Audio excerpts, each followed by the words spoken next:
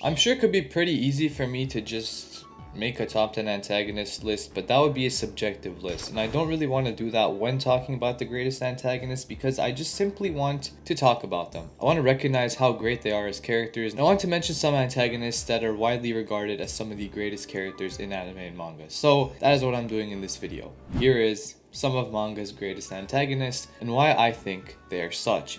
There may be part 2s, 3s, 4s of this kind of video because it's pretty easy to pick an antagonist and talk about why he's so good because there are so many good ones out there. And I can also do one for protagonists, pick out a bunch of protagonists, do a bunch of parts for that video, and I could do the same thing for arcs. The first antagonist I'm ever going to mention in this potentially future series is Griffith.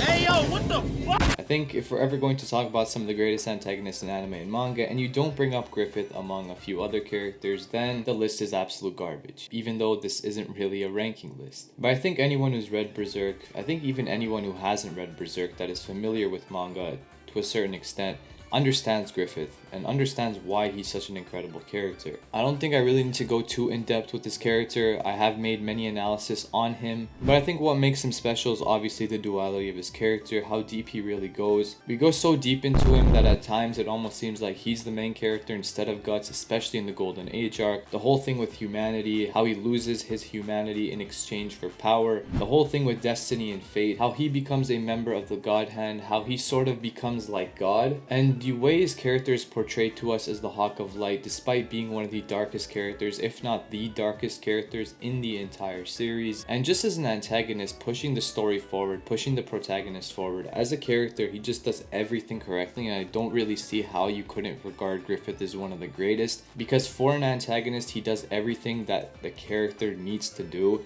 He pushes the protagonist forward, he pushes the story forward, and for a lot of the story, it seems like he's in control. And it's not like he starts off as the antagonist of the story necessarily, as a maybe comment to some shonen stories, but it's more so that he develops into the antagonist because of the way he was brought up and the way his character was just generally built at the beginning of the story. Griffith was sort of built in a way where it seems like he's going to be the antagonist, but he isn't at a certain point. The first arc already introduces him as the antagonist, but it doesn't really flesh it out as to why he really became this villainous character, and the Golden Age does just that. The Golden Age doesn't just show us why he's such a villainous character, it shows us his motivations, it shows us his true character and his real inner person, because we don't really get to see this inner person in Griffith for a lot of the story, besides in the Golden Age arc. What's crazy is that it's this inner personality of Griffith that causes him to do these things. It's simply because of the way he was brought up and the way destiny and causality has shaped him as a person that he ends up becoming the way he is, and that he ends up seeing people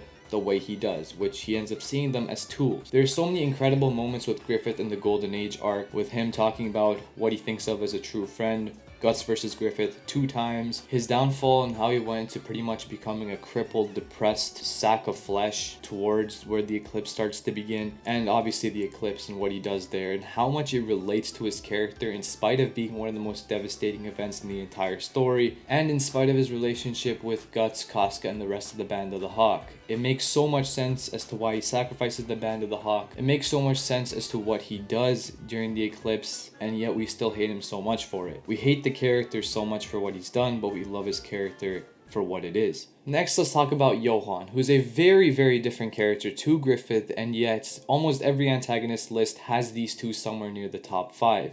And it's for good reason. Johann, unlike Griffith, is more so a character with not so much physical power. He's not some sort of crazy deity or entity. He's merely just a person that represents the perfect figure, that sort of represents a serial killer. And he is a serial killer in the story. And it's so interesting because there's this whole thing with him being a monster, being a nameless monster, and how his connection is really tied with Tenma, the main character. Those two have an incredible dynamic like Guts and Griffith do. I still would say Guts and Griffith's dynamic is much better, but of course it's very difficult to beat that. So I think Johann and Tenma could be a close second in terms of the antagonist-protagonist relationship. Regardless, Johann as a standalone character pretty much runs the entirety of the story, which is kind of hard to do as the antagonist because if it's a character-driven story like Berserk, it's difficult for the antagonist to run the entire story. Griffith sort of does that, but Guts also runs a big portion of the story. In Monster, the entire story is run by Johann, and yet it does not take the light off the other characters because Tenma, Grimmer, and a few other characters still perform very well and are still incredibly enjoyable to experience and see develop.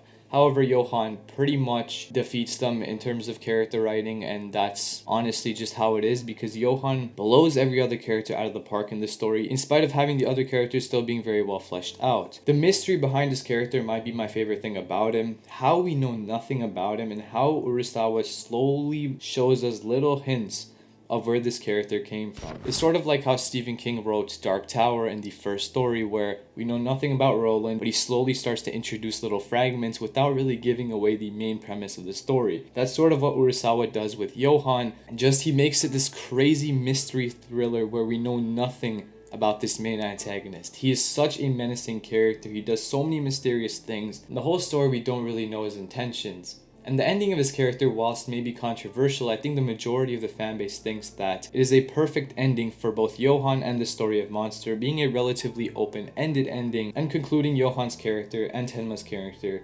brilliantly. There's a reason why some people have Johan ahead of Griffith. He's that good. So sort of rounding out my top 3 antagonists, I would say right now, it is obviously subject to change, but I would say right now my top 3 antagonists are these 3 that I mentioned on the list. I would put number 3, Askeladd. So let's talk about Askeladd. Now this may be a bit of a hot take because there's so many incredible antagonists out there like Friend, Aizen, but to me Askeladd is truly deserving of the number 3 spot. I think that he's not even really this villainous character, and to write a character like that, to not be this villainous, monstrous person, like for example Thorkel in Vinland Saga, it's so incredible because you think that someone who kills Thors and puts the whole story into motion in the first place would be this merciless, crazy, bloodthirsty antagonist, villainous character, edgelord, but he's not anything like that. He sort of puts on the persona of being that edgelord character, but he's not really that deep down. In fact, he's more of a softer person deep down. He cares about many things that you didn't think he would care about. It's already foreshadowed when Thors dies, in the way that he respects the way Thors went out and allows him to be buried in a proper place. Not only that, just the mystery behind the character and the way that he hides his true intentions throughout the whole story, yet the way it's foreshadowed. The relationship he has with Thorfinn, the main character, is absolutely incredible. And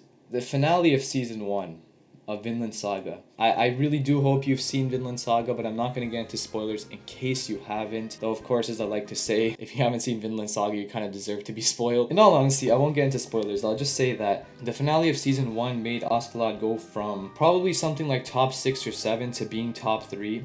And he stays at top 3 right now. And I'm not gonna go too deep into what happens, but basically this man is just the absolute GOAT. For a lot of the story, I have him ahead of Thorfinn. I might honestly still have him ahead of Thorfinn despite where the story is right now and how well Thorfinn's character is developed. But man, bro, Askeladd is something as a character. Also, his character design is amazing. Some of the things he says is so cool. Some of his fights are incredible. He's not this crazy strong antagonist, but he has a big personality, he has a big heart. Some things he does in this story, just the way, there's so many layers to this character where we don't even know who he really is. We don't know if his persona is really a persona or if it's really just him. And there's so many mixed opinions as to what he really is during the prologue arc, because again, we get so many different fragments of his personality that don't really connect. But the ending of season 1 sort of connects them together, and that's, I think, why it pushes him up to being my number 3 antagonist. Regardless, this is not a ranking. I didn't mean for it to be a ranking, even though I kind of made it a ranking towards the end of the video. But those are 3 antagonists I regard as some of manga's greatest antagonists. I could make a part 2 to this.